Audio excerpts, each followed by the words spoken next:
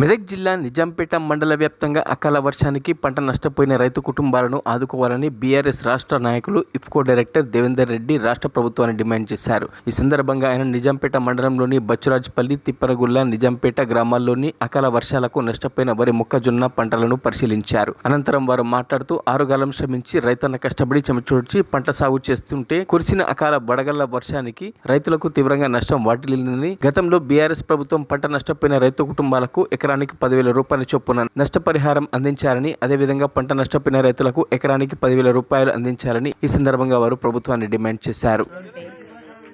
పట్టుకొని 2 ఎకరాల చేను వేస్తే మాకు 60,000 దాకా పెట్టుబడి అయింది. 60,000 పెట్టుబడి అయితే మాకు ఏదన్నా ప్రభుత్వం ఆదుకోవాలి. నిరుడు కూడా రాలిపోయినాయి సార్. నిరుడు రాలిపోతే కూడా 1 రూపాయి రాలేదు సార్. నిరుడు అట్లనే ఎండిపోయినాయి. ఈసారి అట్లనే అదైనా ఎండిపోయిన పంటలన్న నిరుడు అన్న జరాన్ని చేతికాలను వచ్చినాయి. కానీ ఈసారి మొత్తం ఏది లేకుండా అయిపోయింది. మొత్తం ఎకరా చేను ఎత్తే ఎకరా చేను మొత్తం. గ్రామం నిజాంపేట మండలం కొండ రామచంద్ర దగ్గర నేను రెడ్డి నరేష్ అని నేను 2 ఎకరాల పొలం కౌలు తీసుకున్నా.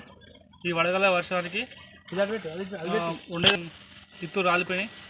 ఈ ప్రభుత్వం మాకు రైతులకు ఆదుకొని మాకు అండగా నిలవాలని మేము కోరుకుంటున్నాం. ప్రభుత్వం కూడా మాకు రైతులకు ఎకరానికి 20,000 చొప్పున మాకు అండగా. నిన్న రాత్రి అకాల వర్షంతో పాటు వడగండ్ల వాన పడవడం వల్ల పెద్ద ఎత్తున ఈ ప్రాంత రైతాంగం అంతా కూడా వారు వేసినటువంటి వరి పంటనే కానీ మక్క పంటనే కానీ చాలా ఘోరంగా నష్టపోయినారు.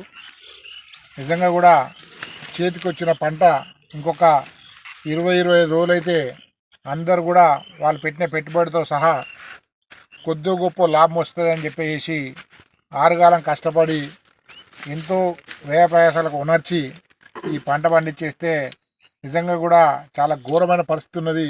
వీళ్ళందరి యొక్క అప్పుల పాలు అవుతూ ఉన్నారు. కనుక ఈ అప్పుల పాలు కాకుండా ఉండాలన్నట్టయితే నేను ఈ ప్రభుత్వాన్ని వెంటనే డిమాండ్ చేస్తూ ఉన్నాను.